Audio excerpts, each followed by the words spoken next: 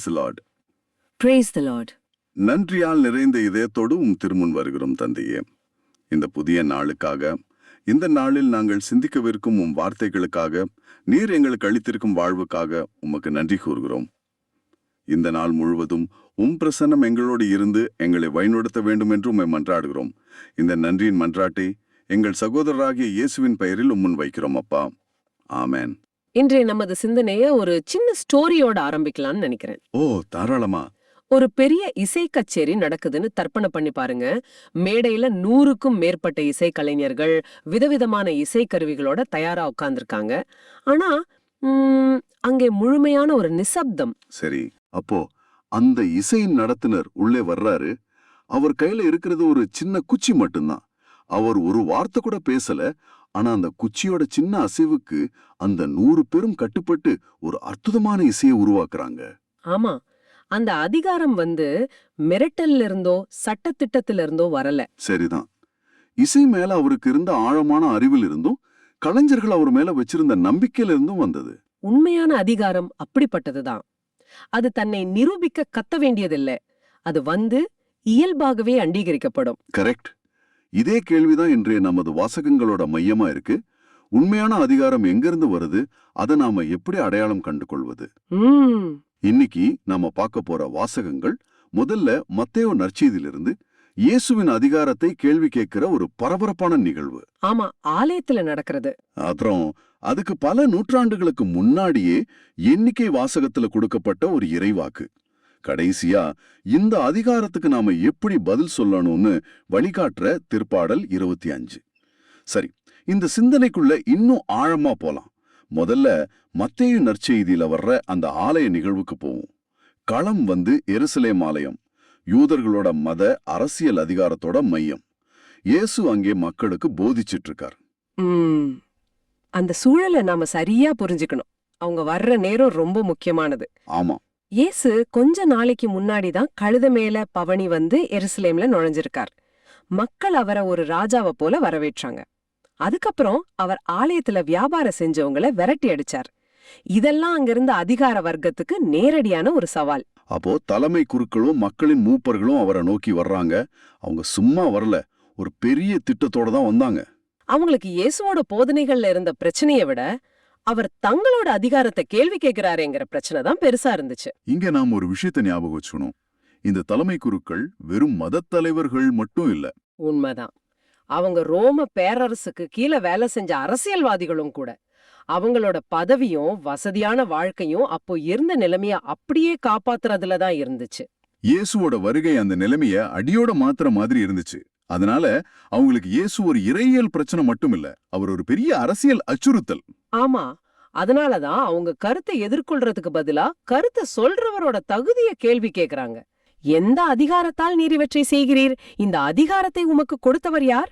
பாருங்க, இந்த கேள்வி உண்மைய தெரிஞ்சுக்க கேட்கப்பட்ட கேள்வி இல்ல. இல்லவே இல்ல.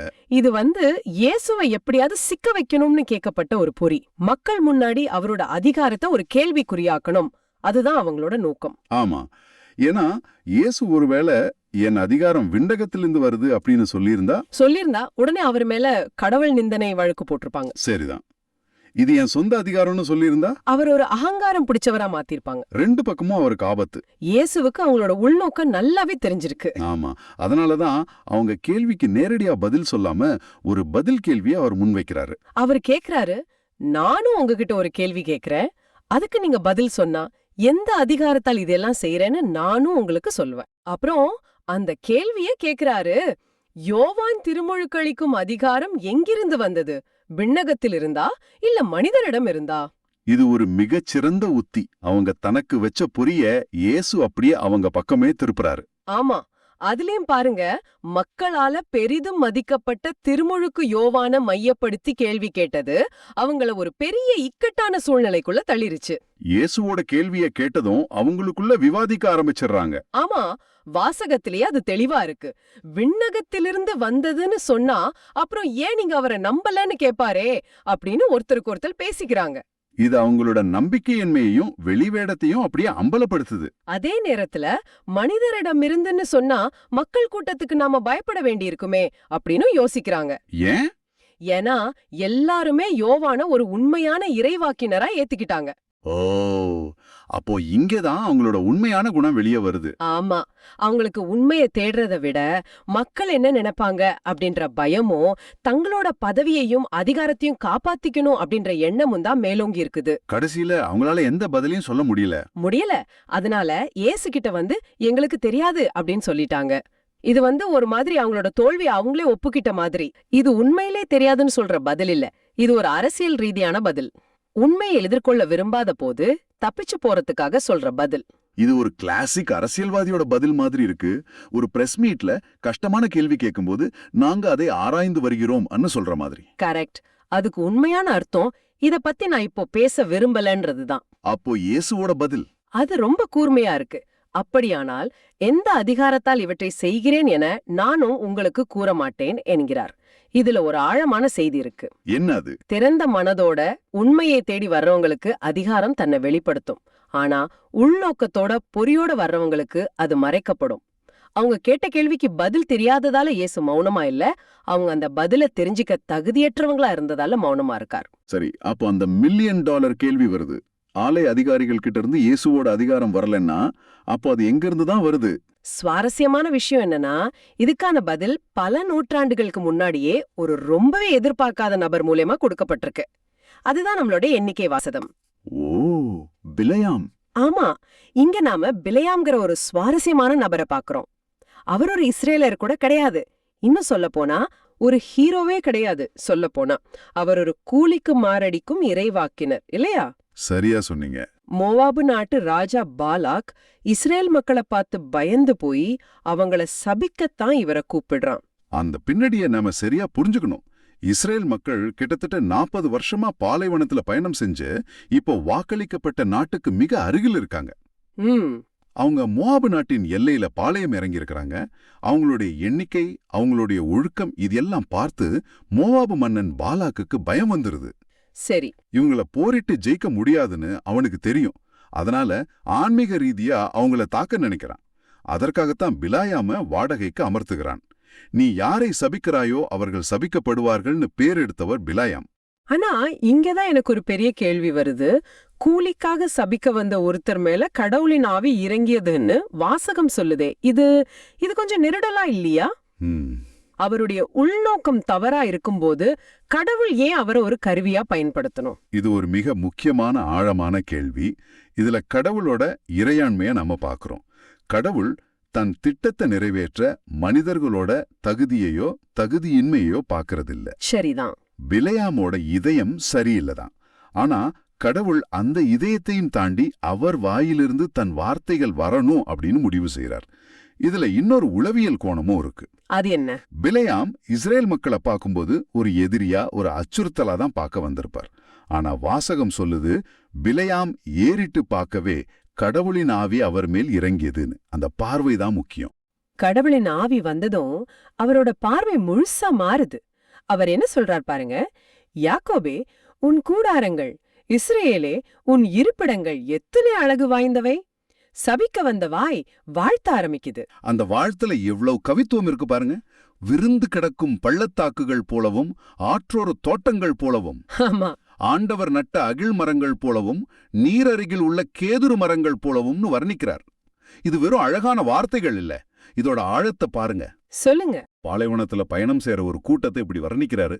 பாலைவனம்னா வறட்சி, பற்றாக்குறை, நிச்சயமற்ற தன்மை. ஆனா பிலேயாமோ அவங்கள செழிப்பு, பசுமை, நிலைத்தன்மை, வளர்ச்சி இதோட அடையாளமா பாக்குறார். இந்த இடத்துலதான் எனக்கு ஒரு சிந்தனை வருது. இஸ்ரேல் மக்கள் அந்த நேரத்துல தங்களை எப்படி பார்த்திருப்பாங்க?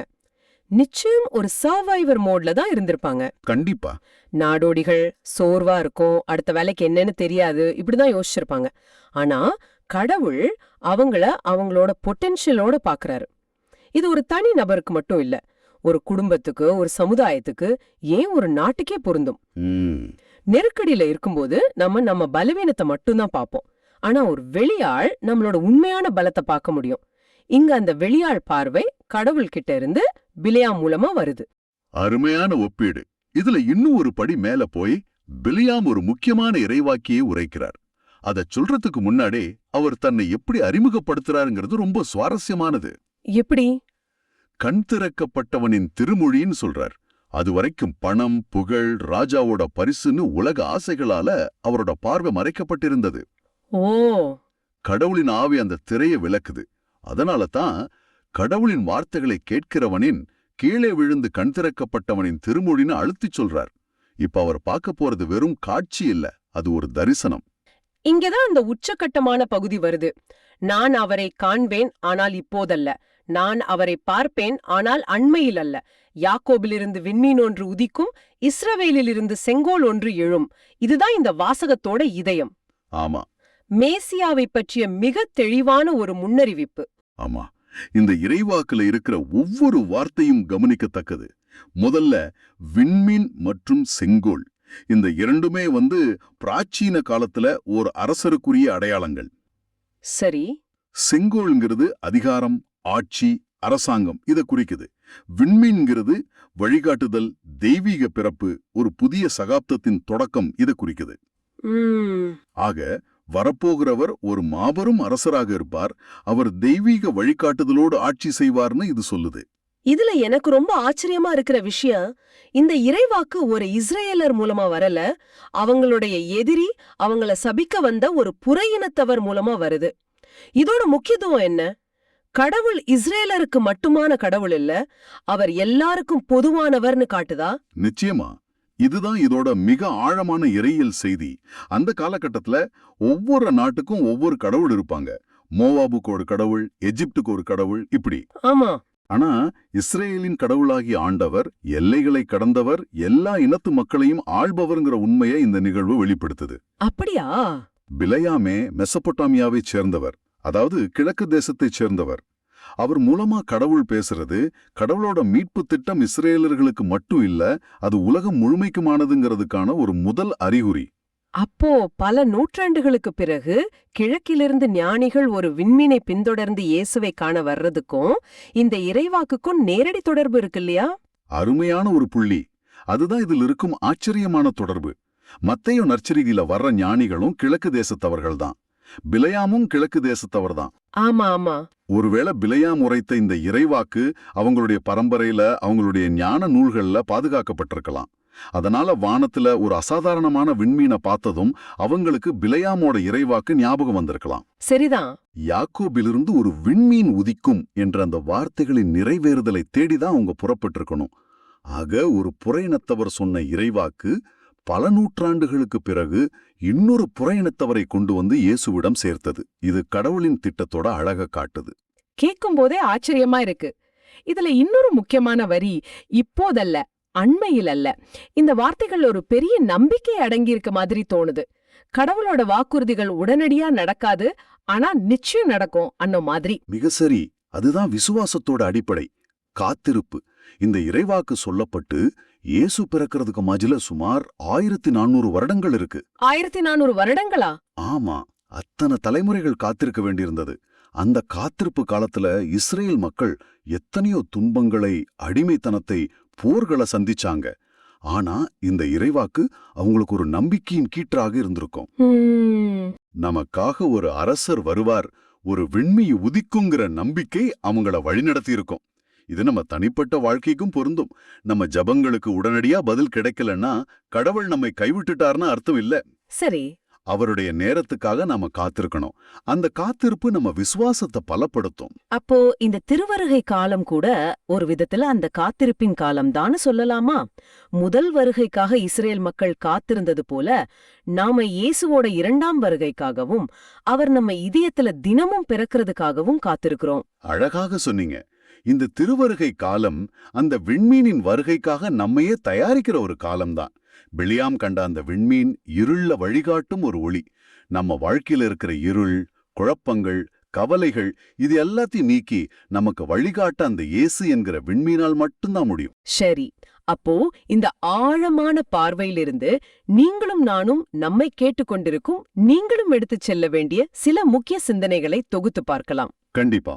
முதல் விஷயம், நீங்க உங்களை எப்படி பாக்குறீங்க அல்லது மற்றவர்கள் உங்களை எப்படி பாக்குறாங்க என்பதை விட கடவுள் உங்களை எப்படி பார்க்கறார் என்பதுதான் முக்கியம். நீங்க உங்கள ஒரு பாலைவனமா பார்க்கலாம், ஆனா கடவுள் உங்கள ஒரு செழிப்பான தோட்டமா, நீர் அருகில் உள்ள கேதுரு மரமா பார்க்கறார். இரண்டாவது, கடவுளின் குரல் நாம் எதிர்பார்க்காத நபர்கள், இடங்களிலிருந்து கூட வரலாம். சில சமயம் நம்மள விமர்சிக்கிறவங்க மூலமாகவோ நமக்கு பிடிக்காதவங்க மூலமாக கூட கடவுள் நம்ம கிட்ட பேச நினைக்கலாம். பிலேயா மூலமா பேசின கடவுள் யார் மூலமாவும் பேச முடியும். அத கேட்கறதுக்கு நம்ம காதுகளும் மனசும் திறந்திருக்கணும். மூன்றாவது, கடவுளோட வாக்குறுதிகள் நிறைவேற சில காலம் ஆகலாம். இப்போதல்ல, அண்மையில் அல்ல என்ற வார்த்தைகள் சோர்ந்து போவதற்கானவை அல்ல, நம்பிக்கையோடு காத்திருப்பதற்கானவை. சரியான நேரத்துல கடவுள் தன் வாக்குறுதியை நிச்சயம் நிறைவேற்றுவார். இறுதியாக பிழையாம் கண்ட அந்த விண்மீனாகிய இயேசு வெறும் வரலாற்று நபர் மட்டுமல்ல, அவர் இன்றும் நம் வாழ்வில் ஒளியேற்ற வல்லவர். நம்முடைய குழப்பங்களுக்கு வழிகாட்டியாகவும் நமது பயணத்தில் துணையாகவும் இருக்கிறார். இந்த திருவருகை காலத்தில் அந்த விண்மீனை நம் வாழ்வில் இன்னும் ஆழமாக அனுபவிக்க முயற்சிப்போம். இப்பொழுது உங்களுக்காக ஒரு சிந்தனை. பிழையாமை போல நம்முடைய எதிரிகளாய் நாம் கருதுபவர்கள் வழியாக கூட கடவுள் நமக்கு என்ன செய்தியை இன்று சொல்ல விரும்புகிறார் என்று சிந்தித்து பாருங்கள். யாருடைய வார்த்தைகளை நாம் அலட்சியம் செய்தோமோ, யாருடைய விமர்சனத்தை நாம் வெறுத்தோமோ, ஒருவேளை அதன் வழியாக கூட கடவுள் நம்மோடு பேச முயற்சிக்கலாம். அந்த திறந்த மனதோடு இந்த நாளை அணுகுவோம். இப்போ இத நற்செய்தி நிகழ்வோது இணைச்சு பாருங்க. ஓ, புரியுது. ஆலயத்துல தலைமை குருக்கள் உமக்கு அதிகாரம் கொடுத்தது யாருன்னு கேட்டாங்களே, அந்த அதிகாரத்தோட ஆதாரம் இங்கதான் இருக்கு. பிலாயாம் முன்னறிவித்த அந்த விண்மீன் தான் இயேசு. அப்ப அவருடைய அதிகாரம் அந்த ஆலயத்தில் இருந்த மனிதர்களாலேயோ அவங்களோட சட்டத்திட்டங்களாலேயோ கொடுக்கப்பட்டதில்ல. இல்லவே இல்ல. அது கடவுளோட நித்திய திட்டத்திலிருந்து பல நூற்றாண்டுகளுக்கு முன்பே வாக்குறுதி அளிக்கப்பட்டதிலிருந்து வருது. அந்த ஆதாரத்தை அவங்க தேடி இருந்தா அவங்களோட திருநூல்களே கண்டுபிடிச்சிருக்கலாம். ஆனா அவங்க கண்கள் அதிகார போட்டியால மறைக்கப்பட்டிருந்தது. இதுல ஒரு ஆச்சரியமான முரண்பாடு இருக்கு. இஸ்ரேலோட எதிரி ஒருத்தரால வரப்போற ராஜாவோட அதிகாரத்தை பார்க்க முடிஞ்சது. ஆனா இஸ்ரேலோட தலைவர்களால கண் முன்னாடி நின்ன ராஜாவோட அதிகாரத்தை அடையாளம் கண்டுக்க முடியல. சரிதான். இது நமக்கு என்ன சொல்லுதுன்னா, கடவுளோட உண்மைய யார் வேணும்னாலும் அடையாளம் கண்டுக்கலாம். அவங்க திறந்த மனசோட இருந்தா போதும். சில நேரங்கள்ல வெளியாட்கள்னு நாம நினைக்கிறவங்க கிட்ட இருந்துதான் ஆழமான உண்மைகள் வெளிப்படும். ஓகே, அப்போ நம்ம கிட்ட 2 விதமான பதில்களை பார்த்தோம். ஒன்னு, தலைமை குருக்களோட பயம், சந்தேகம், அரசியல் கலந்த எதிர்வினை. இன்னொன்னு, பிலேயாமோட தயக்கமான கீழ்ப்படிதல். அப்போ தெய்வீக அதிகாரத்தை சந்திக்கும் போது நம்மளோட சரியான பதில் என்னவா இருக்கணும்? இதுக்கு நம்மளோட இன்றைய திருப்பாடல் ஒரு வழியை காட்டுது. ஆமா, திருப்பாடல் 25 பார்க்கும்போது அதோட மையக்கருத்து ஒரு வார்த்தையில அடங்கிடுது: தாழ்ச்சி. தாழ்ச்சி. தலைமக்குருக்கள் தங்களுக்கு எல்லாம் தெரியும், அதிகாரம் தங்கள் கிட்டதான் இருக்குன்னு நினைச்சாங்க. ஆனா திருப்பாடல் ஆசிரியர் முற்றிலும் எதிரான ஒரு மனநிலையை வெளிப்படுத்துறார். இந்த திருப்பாடலோட பல்லவியே ரொம்ப அழகா இருக்கு. ஆண்டவரே, உமது வழிகளை எனக்கு கற்பித்தருளும். ஒரு மாணவன் ஜெபிக்கிற மாதிரி இருக்கு. ஆனா 4வது வசனத்தை பார்க்கும்போது இதுல இன்னும் ஆழ இருக்குன்னு தெரியுது. உமது பாதைகளை நான் அறியச் செய்தருளும், உமது வழிகளை எனக்கு கற்பித்தருளும்னு 2 விதமா கேக்குறாரு. ஆமா, பாதைகள் அப்புறம் வழிகள். இந்த 2 வார்த்தைக்கும் என்ன வித்தியாசம்? இது சும்மா ஒரு கவிதைக்காக பயன்படுத்தின வார்த்தைகளா, இல்ல இதுக்குள்ள வேற அர்த்தம் இருக்கா? இது ஒரு அருமையான கேள்வி. இது வெறும் கவிதை நயத்துக்காக மட்டும் இல்ல. இந்த 2 வார்த்தைகளும் வேற வேற பரிமாணங்களை காட்டுது. ஓ, அப்படியா? பாதைகள், அதாவது ரோட்ஸ்ன்னு வச்சுக்கலாம். இது ஒரு வரைபடத்தை காட்டுற மாதிரி. கடவுளே, நான் எங்க போகணுங்கிற அந்த இலக்க காட்டுங்கன்னு கேக்குறது.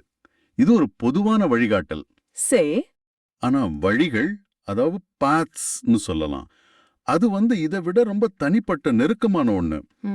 அது வெறும் வரைபடத்தை கொடுக்கறது மட்டும் இல்ல, அந்த பாதையில எப்படி நடக்கணும், எங்க கவனமா இருக்கணும், எந்த திருப்பத்துல திரும்பணும்னு கூடவே இருந்து சொல்லி கொடுக்கற மாதிரி. ஓ, அப்போ இது வெறும் டெஸ்டினேஷனை மட்டும் கேக்குறது இல்ல, அந்த ஜேர்னி முழுக்கவும் கூடவே இருந்து வழிகாட்ட சொல்லி கேக்குற மாதிரி இருக்கு. மிகச்சரியா சொன்னீங்க. ஒரு கூகுள் மேப்ஸ் கேக்குறதுக்கும் அனுபவம் உள்ள ஒரு வழிகாட்டையே நம்ம கூட அழைச்சிட்டு போறதுக்கும் உள்ள வித்தியாசம் மாதிரி. அதேதான். அதனாலதான் அடுத்த வரியே உமது உண்மை நெறியில் என்னை நடத்தி எனக்கு கற்பித்தருளும்னு வருது. நடத்தி அப்புறம் கற்பித்தருளும், இந்த 2 வார்த்தை ரொம்ப முக்கியம். ஆமா, அவர் வழியை காட்டிட்டு போயிட வேண்டாம், என் கைய பிடிச்சு அந்த வழியில நடத்தி செல்லுங்க, அந்த வழியோட நியாயங்களை எனக்கு கத்து கொடுங்கன்னு கேக்குறாரு. இந்த ஜெபத்தை எழுதினது மரபுப்படி தாவீது அரசர்னு சொல்லுவாங்க. அவர் ஒரு பெரிய அரசர், படைத்தளபதி. அவரே பல வியூகங்களை வகுத்தவர். ஆமா, அப்படிப்பட்ட ஒரு தலைவர். அப்படிப்பட்ட ஒரு தலைவர் எனக்கு வழி தெரியல, எனக்கு கத்துத்தாங்க, என்ன நடத்துங்கன்னு கேக்குறது எவ்வளவு பெரிய தாழ்ச்சியோட வழிபாடு பாருங்க. அதுதான் இதுல ஆச்சரியமான விஷயம். ஒரு அரசர் தன் சொந்த அனுபவம், படைபலம், ஆலோசகர்கள் எல்லாத்தையும் தாண்டி கடவுளோட வழிகாட்டுதலுக்காக இப்படி ஏங்குறாரு. ஒருவேளை தன் சொந்த வழிகள்ல நடந்ததால ஏற்பட்ட கசப்பான அனுபவங்கள் கூட இதுக்கு காரணமா இருக்கலாம் இல்லையா? நிச்சயமா. பத்சேபாவோட செய்த பாவம், அதனால வந்த விளைவுகள், இப்படி தன் சொந்த ஞானம் அவரை எங்க கொண்டு போய் விட்டதுன்னு அவர் உணர்ந்திருக்கலாம். நிச்சயமா. தன் சொந்த முடிவுகள் ஒரு பேரழிவுக்கு வழி வகுத்தவர் அவர் கண்ணால பார்த்தவர். அதனாலதான் இந்த மன்றாட்டுல அவ்வளோ தீவிரம் இருக்கு. சரி, இதோட உச்சமா நீரே என் மீட்பராம் கடவுள்னு சொல்றார். நான் யாருகிட்ட கேட்கிறேங்கிற தெளிவு அவருக்கு இருக்கு. மீட்பர்னா யாரு? ஆபத்திலேந்து, பாவத்திலேந்து, அழிவுலேந்து காப்பாத்துறவர். ஆமா. என் கடந்த கால தவறுகள்லேருந்து என்ன மீட்ட நீங்களே என் எதிர்காலத்துக்கான சரியான பாதையும் காட்ட முடியுங்கிற அசைக்க முடியாத நம்பிக்கை இதுல தெரியுது. அப்போ இது வெறும் வழிகாட்டுதலுக்கான மன்றாட்டு மட்டும் இல்ல. இல்ல, இது மீட்போட அனுபவத்துல வேரூன்றிய ஒரு மன்றாட்டு. அப்ப முதல் டேக்கவே இதுதான். கடவுளோட வழிகாட்டுதல கேக்குறதுங்கிறது நம்ம சொந்த ஞானம் போதாதுன்னு ஒத்துக்கிறதுல தொடங்குது. அதுவும் அவர் நம்ம மீட்பருங்கிற உறவோட அடிப்படையில கேட்கும்போது அந்த ஜெபம் இன்னும் அர்த்தம் உள்ளதாகுது. கரெக்ட். சரி, நாம கேக்குறோம். ஆனா அவர் பதில் சொல்வாங்கிறதுக்கு என்ன நிச்சயம்? நாம அதுக்கு தகுதியானவங்களா? இந்த கேள்விகளுக்கு திருப்பாடல் ஆசிரியர் எப்படி பதில் சொல்றாரு? இதுதான் இந்த ஜெபத்தோட மிக அழகான பகுதிக்கு நம்மள கொண்டு போகுது. திருப்பாடல் ஆசிரியர் தன்னோட தகுதியை வச்சு இத கேட்கவே இல்ல. அவர் அடுத்ததா என்ன சொல்றாரு பாருங்க. ஆண்டவரே, உமது இரக்கத்தையும் உமது பேரன்பையும் நினைத்தருளும், அவை தொடக்கத்திலிருந்தே உள்ளவையே. ஆமா. அவர் தன்னோட நற்செயல்களையோ தகுதியையோ முன்னிறுத்தல. பதிலா கடவுளோட குணத்தை, அவரோட சுபாவத்தை அவருக்கு ஞாபகப்படுத்துறாரு. நீர் இரக்கமுள்ளவர், நீர் பேரன்பு மிக்கவர், அதை நினைச்சு எனக்கு வழிகாட்டுங்கன்னு சொல்றாரு. இதுல பேரன்புங்கிற வார்த்தை அடிக்கடி வருதே, இதுக்கு சாதாரண அன்புங்கிறத விட ஆழமான அர்த்தம் இருக்கிற மாதிரி தோணுது. மிக ஆழமான அர்த்தம் உண்டு. மூலமொழியான எபிரேயத்துல இங்க ஹெசெட்ங்கிற வார்த்தை பயன்படுத்தப்பட்டிருக்கும். ஹெசெட். ஆமா, இது ஆங்கிலத்துல ஸ்டெட்ஃபாஸ்ட் லவ், கோவனன்ட் லாயல்டி நில மொழிபெயர்ப்பாங்க. இது வெறும் உணர்வுபூர்வமான அன்பு இல்ல, இது ஒரு உடன்படிக்கையோட அடிப்படையில வர்ற அன்பு. உடன்படிக்கையா? அதாவது, நான் உனக்கு கடவுளா இருப்பேன், நீ எனக்குரிய மக்களா இருப்பாய்னு கடவுள் செஞ்சுக்கிட்ட உடன்படிக்கை இருக்கு இல்லையா, அதோட அடிப்படையில வர்ற மாறாத விசுவாசமுள்ள அன்பு. ஓ, இது விஷயத்தையே வேறொரு கோணத்துல பார்க்க வைக்குது. அப்போ திருப்பாடல் ஆசிரியர் கடவுளே என் மேல பரிதாபப்பட்டு வழிகாட்டுங்கன்னு கெஞ்சல. இல்ல, மாறா, நீர் உடன்படிக்கைக்கு உண்மை உள்ளவர், உம்மோட பேரன்புங்கிறது உம்மோட வாக்கு தத்துவம், அந்த மாறாத குணத்தோட அடிப்படையில நான் உரிமையோட கேக்குறேங்கிற மாதிரி இருக்கு. எக்ஸாக்ட்லி, சரியா சொன்னீங்க. இது ஒரு வெறும் கோரிக்கை இல்ல, இது கடவுளோட குணத்தின் மேல வைக்கப்படுற ஒரு நம்பிக்கை அறிக்கை. வாவ், இதுதான் அருளோட அடிப்படை. நம்மளோட செயல்களை வச்சு நாம கடவுள்கிட்ட போறதில்ல, அவரோட மாறாத குணத்தை வச்சு போறோம். அதனாலதான் 7வது வசனத்துல சொல்லுங்க. ஆண்டவரே, நீரே நல்லவர், உமது பேரன்பிற்கேற்ப என்னை நினைத்தருளும் கேக்குறாரு. என் பாவங்களை நினையாதீங்க, உம்மோட பேரன்பை நினைங்கன்னு சொல்றாரு. நம்ம தகுதியின்மை ஒரு பக்கம் இருந்தாலும் கடவுளோட ஹெசட், அந்த உடன்படிக்கையின் அன்பு நிலையானது. அது தொடக்கத்திலிருந்தே உள்ளது. ஆமா, அதை நம்பி நம்ம கேட்கும்போது அவர் பதில் சொல்லாம இருக்க மாட்டாருங்கிற நம்பிக்கை வருது. வாவ், இது உண்மையிலே ரொம்ப ஆழமான ஒரு பார்வை. நம்மளோட ஜெபங்கள் பல நேரங்கள்ல நம்ம தகுதியின்மைய சுத்தியே வருது. நான் ஜெபிக்க தகுதி இல்லாதவன், நான் பாவின்னு நினைச்சு தயங்குறோம். ஆனா இந்த வாசகம் நம்ம தகுதியின்மைய இல்ல, கடவுளோட தகுதிய, அவரோட மாறாத பேரன்பை முன்னிறுத்தி ஜெபிக்க சொல்லுது. இது ஜெபத்தை பத்தின நம்ம பார்வையே மாத்துது. ஆமா, இது நம்ம நூலக நிகழ்வுக்கு திரும்ப போற மாதிரிதான். எப்படி? அந்த மாணவன், நான் ஒரு நல்ல மாணவன், அதனால எனக்கு வழிகாட்டுங்கன்னு கேட்கல. இந்த நூலகம் வழிகாட்டுதல தேடுறவங்களுக்காக உருவாக்கப்பட்டது, அதோட நோக்கமே அதுதான். அந்த அடிப்படையில எனக்கு வழிகாட்டுங்கன்னு கேட்கிற மாதிரி இது இருக்கு. ஆமா ஆமா, கடவுளோட சுபாவமே வழிகாட்டுறது, மீட்பது, அன்பு செய்யறது. நாம அந்த சுபாவத்தை நம்பி அவர்கிட்ட போறோம். சரி, கடவுளோட வழிகாட்டுதல் அவரோட மாறாத பேரன்பின் அடிப்படையில கிடைக்குதுன்னு புரிஞ்சுக்கிட்டோம். இப்ப அடுத்த கட்டத்துக்கு போலாம். கடவுள் யாருக்கு வழிகாட்டுறாரு? இந்த வழிகாட்டுதலை பெற்றுக்கொள்ள யாருக்கு தகுதி இருக்கு? இதுக்கான பதில் 8வது வசனத்துல இருக்கு. அது எனக்கு ரொம்ப ஆச்சரியமா இருந்துச்சு. சொல்லுங்களேன், என்ன ஆச்சரியம்? ஆண்டவர் நல்லவர், நேர்மையுள்ளவர், ஆகையால் அவர் பாவிகளுக்கு நல்வழியை கற்பிக்கின்றார். இத பாருங்க, அவர் நல்லவங்களுக்கு புனிதர்களுக்கு வழிகாட்டுறார்னு சொல்லல, இல்ல. பாவிகளுக்கு நல்வழியை கற்பிக்கின்றார்னு சொல்லுது. இது ஒரு முரண்பாடா தெரியலையா? நாம பொதுவா என்ன நினைப்போம்? நாம நல்லவங்களா மாறினா கடவுள் நமக்கு வழிகாட்டுவார்னு தானே. ஆனா இங்க நாம பாவியா இருக்கிறதாலேயே அவர் நமக்கு வழிகாட்டுறார்னு சொல்ற மாதிரி இருக்கு. இது முரண்பாடு இல்ல. இதுதான் நற்செய்தியோட மையம். கடவுளோட வழிகாட்டுதல்ங்கிறது நல்ல நடத்தைக்கான பரிசில்ல. அது தொலைஞ்சு போனவங்கள கண்டுபிடிக்கிறதுக்கான ஒரு கருவி. ஓ, இயேசுவே என்ன சொன்னார்? நான் நீதிமான்கள் அல்ல, பாவிகளையே அழைக்க வந்தேன்னாரு. யாருக்கு மருத்துவர் தேவை? நோயாளிக்கு தானே. ஆமா, வழி தவறியவர்களுக்கு தானே வழிகாட்டி தேவை. அதேதான். யார் தங்களை பாவின்னு உணர்ந்து தங்களுக்கு வழிகாட்டி தேவைன்னு உணர்றாங்களோ அவங்களுக்கு கடவுள் தன்னை வெளிப்படுத்துறார். நான் சரியான பாதையில தான் போறேங்கிற கர்வத்துல இருக்கிறவங்களுக்கு வழிகாட்டியோட தேவை தெரியாது. இதை இன்னும் ஆழமாக்குது அடுத்த வரி. எளியோரே நேரிய வழியில் அவர் நடத்துகின்றார், எளியோருக்கு தமது வழியை கற்பிக்கின்றார். அப்போ கடவுளோட வழிகாட்டுதலை பெறுவதற்கான ஒரே தகுதி எளிமை, அதாவது தாழ்ச்சி. ஆமா, அந்த எளிமைங்கிறது தான் திறவுகோள். அனாவிம்னு ஒரு எபிரேய வார்த்தை இதுக்கு பயன்படுத்தப்பட்டிருக்கும். அனாவிம். ஆமா, அதுக்கு அர்த்தம் தாழ்த்தப்பட்டவர்கள், வறியவர்கள், தங்களை காத்துக்கொள்ள கடவுளை மட்டுமே நம்பி இருக்கிறவங்க. இது வெறும் பணக்காரன் ஏழைங்கிற பொருளாதார எழுமை இல்ல. அப்போ இது உள்ளத்தோட எழுமை. கடவுளே, நீங்க இல்லாம என்னால ஒண்ணுமே செய்ய முடியாது. என் அறிவு, என் பலம், என் திட்டங்கள் எல்லாம் பூஜ்யம். நீங்க தான் எனக்கு எல்லாம்னு அவரை முழுமையா சார்ந்திருக்கிற மனநிலை. ஒரு பாத்திரம் காலியா இருந்தாதான் அதை நிரப்ப முடியும். ஆமா, அது மாதிரி நம்ம உள்ளம் தாழ்ச்சியால, எளிமையால காலியாகும்போது கடவுள் அதை தன்னோட ஞானத்தாலையும் வழிகாட்டுதலாலையும் நிரப்புறாரு. இயேசுவோட மலைப்பொழிவுல முதல் ஆசீர்வாதமே இதுதான். ஏழையரின் உள்ளத்தோர் பேறு பெற்றோர். ஆமா, ஏழையரின் உள்ளத்தோர் பேறு பெற்றோர், ஏனெனில் விண்ணரசு அவர்களுக்கு உரியது. தன்னிடம் ஆன்மீக ரீதியா எதுவும் இல்லைன்னு உணர்றவங்களுக்கு தான் கடவுளோட வழிகாட்டுதலும் அவரோட ஆட்சியும் உரியது. ஆக கடவுள் பாவிகளுக்கு வழிகாட்டுறாரு, ஏன்னா அவங்களுக்கு உதவி தேவைன்னு அவங்க உணர்றாங்க. அவர் எளியோருக்கு வழிகாட்டுறாரு, ஏன்னா அவங்க மட்டும்தான் கத்துக்க தயாரா இருக்கிறாங்க. சரியா சொன்னீங்க. அப்போ இன்னைக்கு இந்த ஆழமான அலசல்ல இருந்து நாம 3 முக்கியமான உண்மைகளை கத்துக்கிட்ட மாதிரி உணர்றேன். சொல்லுங்க. முதலாவது, உண்மையான வழிகாட்டுதலுக்கான தேடல் நம்ம சொந்த வழிகள்ல நாம தோத்துட்டோன்னு ஒத்துக்கிற தாழ்ச்சியில இருந்து தொடங்குது. எனக்கு கற்பித்தருளும், என்னை நடத்தி அருளும்னு ஒரு மாணவனை போல கேட்கணும். ரெண்டாவது, நாம கடவுள்கிட்ட வழி கேட்கறது நம்ம தகுதிய வச்சு இல்ல, அவரோட மாறாத உடன்படிக்கையின் பேரன்பு, அந்த ஹெசைட வச்சு. இது நம்ம ஜபத்துக்கு ஒரு பெரிய தைரியத்தையும் நம்பிக்கையும் கொடுக்குது. ஆமா, நாம கெஞ்சல, அவரோட வாக்குத்தத்தத்தை உரிமையோட பற்றி கொள்றோம். இறுதியா மூன்றாவது, கடவுளோட வழிகாட்டுதல் ஹோனாஹா ஆனவங்களுக்காக இல்ல, மாறா தாம் பாவேன்னு உணர்ந்து உதவி தேடுற எளிய உள்ளங்களுக்காக இருக்கு. தாழ்ச்சிதான் கடவுளோட ஞானத்தை பெற்றுக்கொள்ற பாத்திரம். ஆமா, இந்த 3 புரிதல்களும் திருப்பாடல் 25 நாம பாக்குற விதத்தையே மாத்திடுச்சு. கடவுள் எளியோருக்கு தமது வழியை கற்பிக்கின்றார்னு இந்த வாசகம் சொல்லுது. இன்னைக்கு நீங்க உங்களையே இப்படி கேட்டு பாருங்க.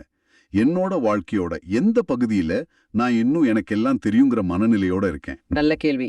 எந்த பகுதியில நான் இன்னும் என் சொந்த ஞானத்தை மட்டுமே நம்பி முடிவெடுக்கிறேன்? அது ஒருவேளை உங்க குடும்ப உறவுகளா இருக்கலாம், உங்க வேலை செய்யற இடமா இருக்கலாம், இல்ல நீங்க எடுக்க போற ஒரு முக்கியமான முடிவா இருக்கலாம். எந்த இடத்துல நீங்க உங்க உள்ளத்தை காலி செஞ்சு, ஆண்டவரே எனக்கு கத்துத்தாங்க, உமது வழிகளை எனக்கு காட்டுங்கன்னு உண்மையான எளிமையோட கேட்க வேண்டியிருக்கு? இதை இன்னைக்கு சிந்திச்சு பாருங்க. இது அறிவு சார்ந்த ஒரு தேடல் மட்டும் இல்ல, இது ஒரு முழுமையான அர்ப்பணிப்பு. நான் கத்துக்க தயாரா இருக்கேன்னு மனப்பான்மை. இதுதான் தலைமை குழுக்கள் கிட்ட இல்லாத ஒரு விஷயம். சரிதான், அவங்க இயேசுவுக்கு கற்பிக்க வந்தாங்களே தவிர அவர்கிட்ட இருந்து கத்துக்க வரல. அப்போ உண்மையான அதிகாரத்தை அடையாளம் காண நமக்கு தேவைப்படுறது பெரிய படிப்பில்ல, ஒரு தாழ்மையான இதயம். கரெக்ட். தலைமை குருக்கள் தங்களோட பதவிகள், விதிகள், பாரம்பரியங்கள் கண்ணாடி வழியா இயேசுவை பார்த்தாங்க. அதனால அவருக்கு ஒரு அச்சுறுத்தலா தெரிஞ்சாரு. ஆனா திருப்பாடல் ஆசிரியர் போல தாழ்ச்சியோட அவரை பார்க்கும்போது அவர் ஒரு வழிகாட்டியா, ஒரு மீட்பரா தெரிவார். நம்ம பார்வைதான் வித்தியாசத்தை உண்டாக்குது. அப்போ இன்றைய நமது சிந்தனைய ஒரு முறை தொகுத்து பார்க்கலாம். அதிகாரத்தை பற்றிய ஒரு ஆழமான பயணத்தை நாம மேற்கொண்டோம். முதல்ல எருசலேம் ஆலயத்துல நிறுவப்பட்ட அதிகாரத்துக்கும் இயேசுவோட இயல்பான அதிகாரத்துக்கும் நடந்த மோதலை பார்த்தோம். அடுத்து அந்த அதிகாரத்தோட ஊற்று மனித நிறுவனங்கள் அல்ல, அது கடவுளின் நித்திய திட்டத்திலிருந்து பல நூற்றாண்டுகளுக்கு முன்பே ஒரு அயல்நாட்டு இறைவாக்கினர் மூலமா முன்னறிவிக்கப்பட்டதுன்னு பார்த்தோம். இறுதியா அந்த தெய்வீக அதிகாரத்துக்கு முன்னாடி நம்மளோட பதில் எப்படி இருக்கணும் அன்னதன திருப்பாடல் வழியா கத்துக்கிட்டோம். அதிகார போட்டியோ சந்தேகமோ இல்லாம ஒரு தாழ்மையான கத்துக்க தயாரான இதயத்தோட ஆண்டவரே உம் வழிகளை கற்பித்தருளும் என்று கேட்பதுதான் சரியான பதில். இறுதியாக உங்களுக்காக ஒரு சிந்தனை. ஆலயத்தில் தலைவர்கள் இயேசுவிடம் இந்த அதிகாரத்தை உமக்கு கொடுத்தவர் யார் என்று கேட்டார்கள். இன்று அதே கேள்வி ஏதோ ஒரு விதத்தில் உங்களிடமும் கேட்கப்படலாம். நீங்கள் திருவிவிலியத்திலோ ஜபத்திலோ அல்லது மற்ற மனிதர்களின் அன்பான செயல்களிலோ இயேசுவை சந்திக்கும்போது அவருடைய அதிகாரத்தை உங்களால் உணர முடிகிறதா? அந்த நேரத்தில் உங்களுடைய சொந்த இராச்சியத்தை பாதுகாத்துக் கொள்ளும் நோக்கத்தில் சந்தேகத்தோடு கேள்வி கேட்கும் தலைவர்களைப் போல நீங்கள் பதிலளிக்கிறீர்களா? அல்லது திருப்பாடல் ஆசிரியரைப் போல தாழ்ச்சியுள்ள இதயத்தோடு ஆண்டவரே உம் வழிகளை எனக்கு கற்பித்தருளும் என்று கேட்கிறீர்களா? உங்களுடைய பதில் என்னவாக இருக்கும்?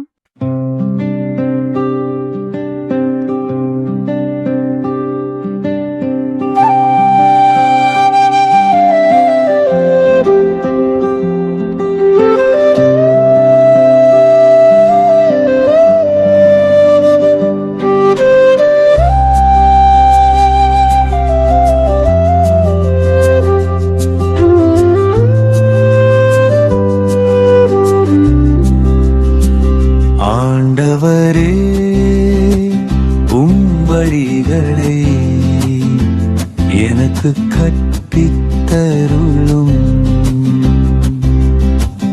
ஆண்டவரே உம் வழிகளை எனக்கு கற்பித்தருளும்.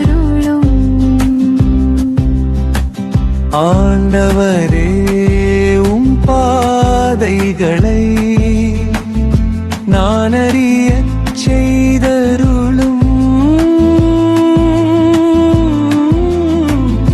உம் வழிகளை எனக்கு கற்பித்தருளும். மது உண்மை நெறியில் என்னை நடத்தி எனக்கு கற்பித்தருளும்.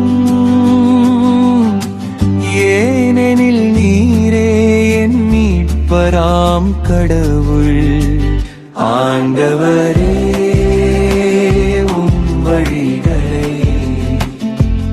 எனக்கு கற்பித்தருளும். ஆண்டவரே உம் வழிகளை எனக்கு கற்பித்தருளும்.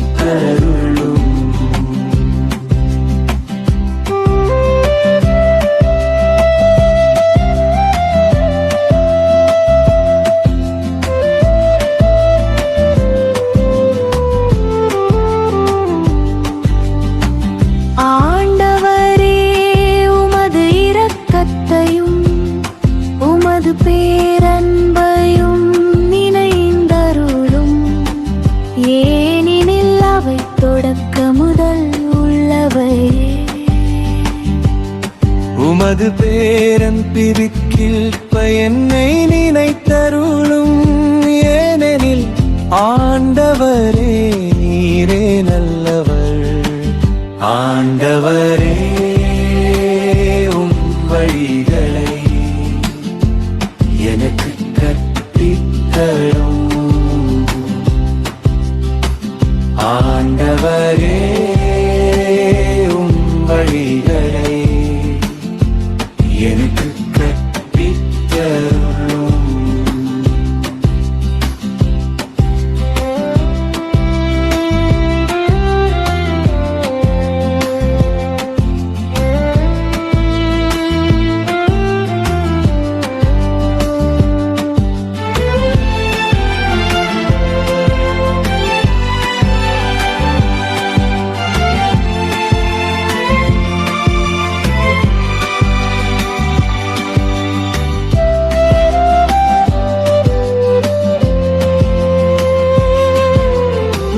ஆண்டவர் நல்லவர், நேர்மையுள்ளவர். ஆகையால் அவர் பாவிகளுக்கு நல்வழியை கற்பிக்கின்றார். எளியோரை நேரிய வழியில் அவர் நடத்துகின்றார். எளியோருக்கு தமது வழியை கற்பிக்கின்றார்.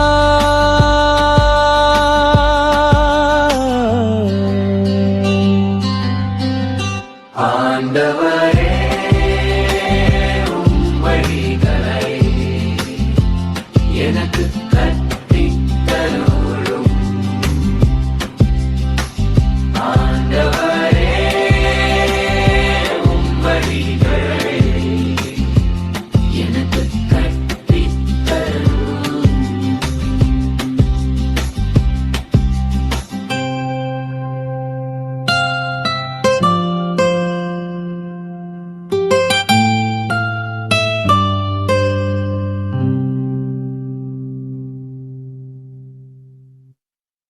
இந்த ஆழமான பார்வை உங்களுக்கு பயனுள்ளதா இருக்குதுன்னு நினைச்சா மத்தவங்களுக்கு இந்த வீடியோவை ஷேர் பண்ணுங்க. நற்செய்தியின் தூதராக இறையாட்சியை எடுத்துறீங்க. நன்றி. மீண்டும் நாளை சிந்திப்போம். இயேசுவுக்கே புகழ். அன்னை மரியே வாழ்க.